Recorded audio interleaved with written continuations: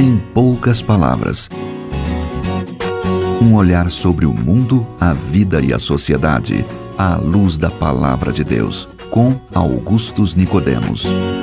Está entrando no ar mais uma edição do nosso programa Em Poucas Palavras, o programa da Primeira Igreja Presbiteriana de Goiânia. Comigo, pastor Augustus, da Primeira Igreja Presbiteriana de Goiânia. Olá, pastor. Olá, Nadson. Olá, querido ouvinte. Estamos de volta e eu espero que o programa de hoje seja uma grande bênção em sua vida. De acordo com algumas pesquisas, passa da casa do 1 milhão o número de pessoas que cometem suicídio anualmente. De acordo com o jornal Folha de São Paulo, o suicídio é a terceira causa de mortes entre os jovens. A Organização Mundial de Saúde destaca que o suicídio aumentou cerca de 60% nos últimos 45 anos. Suicídio, esse é o tema do programa de hoje. Pastor Augustus, o que é que leva tantas pessoas ao suicídio? Nathan, vamos primeiro definir suicídio como sendo aquele ato intencional em que a pessoa tira a sua própria vida. Eu vi aí que o número de suicídios, de fato, é muito grande, mas eu acredito que o número de tentativas de suicídio deve ser maior ainda. Certamente. Porque muita gente tenta o suicídio e não logra êxito, né? Graças a Deus por isso. Eu imagino que a razão, ou que as razões que levam uma pessoa ao suicídio tem a ver com o desencanto pela vida. A pessoa, por motivos vários, motivos bastante pessoais ou questões existenciais, ela não consegue encontrar mais alegria de viver, ou o que é mais grave, não encontra motivação para a vida. E ela pode ser levada a isso por várias questões. Um desencanto de romance, por exemplo, muita gente se suicida depois de acabar um romance, um relacionamento amoroso. Há problemas financeiros, né? Tem muita gente que entra em desespero por causa de dívidas e compromissos e cobranças, e a pessoa não tem condição nenhuma de saldar aqueles compromissos e vê então o suicídio como sendo a única alternativa. E há outras situações relacionadas com honra, com justiça, mas eu penso que uma das razões principais, especialmente quando a gente fala de jovens, Nathan, é a falta de sentido para a vida. De alvo. E não é de estranhar, porque a sociedade moderna, especialmente nos países ocidentais, ela está impregnada por filosofias nihilistas que dizem que a vida não tem sentido, que o mundo não faz sentido, que não existe propósito nos acontecimentos, que a vida é simplesmente um desenrolar de eventos sem propósito, sem finalidade, que o ser humano nada mais é do que o resultado de um longo processo evolutivo guiado por uma seleção natural cega, que não tem finalidade nenhuma, e com isso a vida humana se reduz a nada. E muita gente então vive para comer, beber, se divertir e aproveitar a vida, aproveitar o hoje. E quando as pessoas não conseguem nem fazer isso, elas dão cabo da própria vida. Elas não têm prazer, não têm finalidade, não vê razão, e entende que o suicídio terminaria com esse sofrimento intelectual, espiritual, emocional, intenso e grave. Como é que a gente pode relacionar isso com essa frase, o vazio existencial? O vazio existencial é a falta de qualquer conteúdo que dê significado à vida, conteúdo intelectual, filosófico, moral, uma razão para viver. O ser humano, ele foi construído de tal maneira que ele precisa de uma razão para viver. Ele é diferente nesse sentido dos animais. Os animais, eles não precisam, você não vê aí nenhum passarinho pousado num galho de árvore perguntando qual é a razão da existência dele, por que é que ele vive, né? Ele segue os seus instintos naturais de reprodução, alimentação, de repouso, busca do alimento, mas o ser humano, ele é diferente. Biblicamente falando, ele foi feito à imagem e semelhança de Deus. Portanto, ele é um ser moral, ele tem autoconsciência, ele tem determinação, ele tem arbítrio, e ele precisa entender a razão da sua existência e para o que ele vive e o que é que vem depois dele, para não falar da questão das origens. E quando ele não tem essas respostas, a vida de fato perde sentido e vem esse vazio existencial que você fala aí. O senhor disse agora há pouco acerca das dificuldades financeiras, né? E algumas pessoas até se escoram naquele ditado: dinheiro não traz felicidade, né? E alguns até rebatem: não traz, mas manda trazer, né? Ou seja, manda comprar. E a gente chega à conclusão de que, se de fato o dinheiro fosse a razão existencial, os ricos não se suicidariam. Pois é, e está aí a história para desmentir exatamente isso aí, né? Muitos ricos cometem suicídio, muitas pessoas de posses, muitas pessoas de situação tranquila, contudo não conseguem encontrar, apesar de todos os recursos financeiros que têm, não conseguem encontrar uma razão para viver. Como é que a Bíblia encara essa prática, o suicídio, pastor? Olha, não há uma passagem bíblica clara sobre isso. Eu sei que você já ouviu alguém dizer assim: está escrito, o suicida não entrará no reino de Deus. Mas não tem essa passagem na Bíblia. Porque a Bíblia foi escrita numa cultura onde o suicídio não era prática entre os judeus. O suicídio, embora certamente havia.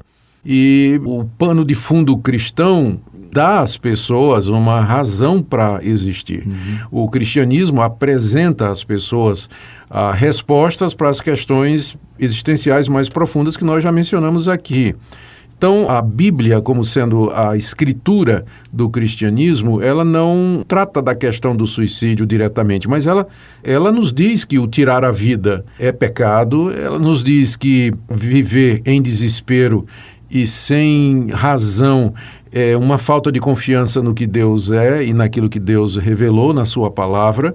A Bíblia nos convida a encontrar razão e significado na pessoa de Jesus Cristo, que é o caminho, a verdade e a vida. Então, é claro, eu diria que, à luz da Bíblia, o suicídio é pecado. Eu apenas diria que não é o pecado imperdoável, porque tem também, você já deve ter ouvido as pessoas dizendo, né, que quem se suicida vai direto para o inferno. Pode ser que a pessoa vá direto para o inferno, mas eu não creio que é pelo ato do suicídio em si, mas por outros pecados e outras situações. No caso de uma pessoa chegar a um desespero extremo, que não vê mais esperança nenhuma, então, nesse caso, lhe faltou a fé em Jesus? Não fé no sentido salvador, Nathan, porque eu creio que mesmo uma pessoa que creia em Jesus Cristo como seu Senhor e Salvador, ela pode ser de tal maneira afligida pelas circunstâncias, pelo pecado que ainda habita no seu coração, pelo mundo, ou de tal forma até oprimida, não possessa, mas oprimida por Satanás, que ela pode chegar a um caso extremo em que ela resolva tirar a própria vida. Há alguns casos na Bíblia de homens de Deus que chegaram a pensar nessa possibilidade. Como, por exemplo, o profeta Elias. Teve uma hora na história de Elias, quando ele se viu perseguido pela rainha Jezabel, que ele pediu a Deus, né, para morrer. Ele não teve... Da morte logo, né? Não, ele queria morrer logo. O profeta Jonas, naquele episódio do capítulo último do seu livro, quando Deus tira a sombra que vinha através de uma planta, ele diz: melhor é morrer do que viver, eu quero morrer. Não é? E Deus disse que não era hora dele fazer isso. É claro, nada disso justifica, né, a ideia do suicídio. O que eu estou apenas querendo dizer é o fato de que uma pessoa que crê no Senhor Jesus como Senhor e Salvador, ela pode, em circunstâncias extremas, ser muito tentada a cometer suicídio e, eventualmente, isso, eu creio, pode acontecer. Há casos recentes, da história recente, de gente reconhecidamente crente no Senhor Jesus, que no meio de tribulações e sofrimento extremo chegou a fazer isso aqui. E há também uma outra situação, Nathan, que eu acho que a gente tem que levar em consideração, é que em alguns desses casos de suicídio que eu acompanhei assim, né, pelo noticiário, vi e tudo, ficou comprovado que a pessoa estava tomando medicamentos que acabavam induzindo esse tipo de atitude. Então existe ainda essa possibilidade, né, de que a pessoa está alterada, a sua concepção de realidade, o seu julgamento está alterado quimicamente por causa de um medicamento ou droga que ele está tomando. Tá, em vista disso, nós chegamos à conclusão aqui, pelo que eu percebi, que a Bíblia, ela diz que todo tipo de atentado à vida, ela é uma prática pecaminosa. Sim, certo? Não matarás, né? Seria a quebra desse mandamento. Bom, talvez algum ouvinte esteja com uma tendência, né, suicida, alguma coisa desesperada, e o nosso programa pode trazer alguma esperança. Como é que a gente pode ajudar, à luz da Bíblia, pessoas com esta tendência? Eu diria que a pessoa deveria, primeiro, né, tirar da cabeça e do coração qualquer ideia suicida, porque isso não vem de Deus, isso não representa o final do sofrimento, porque o que a Bíblia nos diz é que depois da morte vem o juízo e o julgamento de Deus.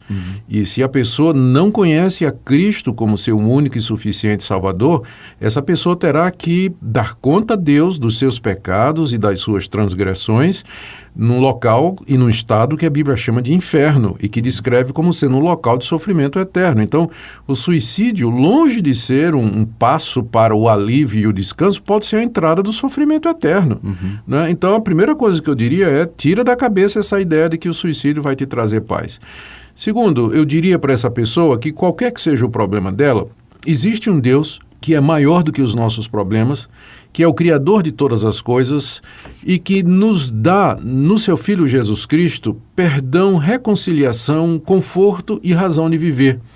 E que essa pessoa haverá de descobrir, na pessoa de Jesus Cristo, essa motivação que lhe falta e a solução para os seus problemas. Eu não estou dizendo que Deus vai mandar um anjo com 2 sacolas de dinheiro para resolver o problema da pessoa, ou vai tirar aquela doença terminal que assombra a pessoa e que faz ela desejar a morte. Ele pode fazer isso. Mas o que eu estou dizendo é que no meio desse sofrimento todo, a pessoa vai encontrar, de fato, o que lhe falta. Compreensão. Por que existe isso? Por que ela está sofrendo? E ela vai perceber, vai saber que Deus enviou seu Filho Jesus Cristo para experimentar um sofrimento muito maior na cruz do Calvário, para que nós pudéssemos ser livres do sofrimento final, que é indescritivelmente maior do que qualquer coisa que nós passamos aqui, que é o sofrimento no inferno. Cristo experimentou o inferno por nós na cruz. Então, eu diria a você, querido ouvinte, que está me escutando e em cuja cabeça, se na sua cabeça tem passado essas ideias de suicídio, lembra das palavras de Jesus: vinde a mim, todos vós que estáis cansados e oprimidos, eu vos aliviarei. Volte-se para Deus agora, busque-o em oração e você encontrará nele, na pessoa de Jesus, alívio, perdão e razão para a sua existência. Então, nós trouxemos aí esta palavra de orientação e de conforto, de esperança, né? Porque, na verdade, às vezes se perde a esperança, né, de dias melhores, e você, então, ouviu um recado que é importante. Nós vamos ficando por aqui, pastor. Muito obrigado, querido ouvinte, pela sua audiência, e nos vemos amanhã, se Deus quiser.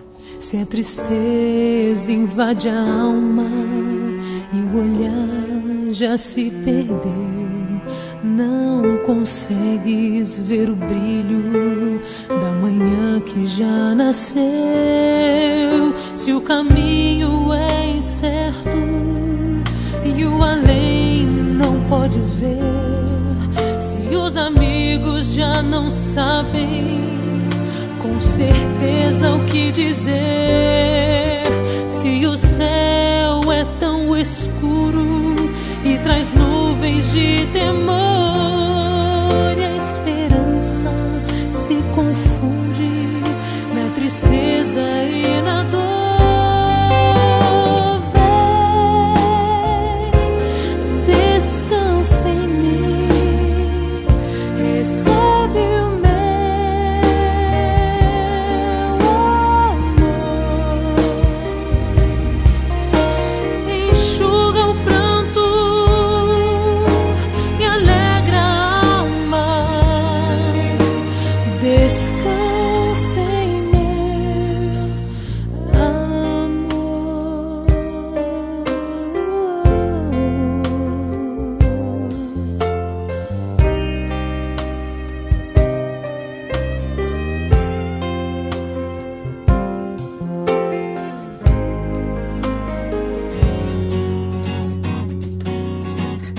Em poucas palavras, um olhar sobre o mundo, a vida e a sociedade, à luz da Palavra de Deus. Apresentação: Nadson Matias. Comentário: Augustus Nicodemos. Um programa da Primeira Igreja Presbiteriana de Goiânia.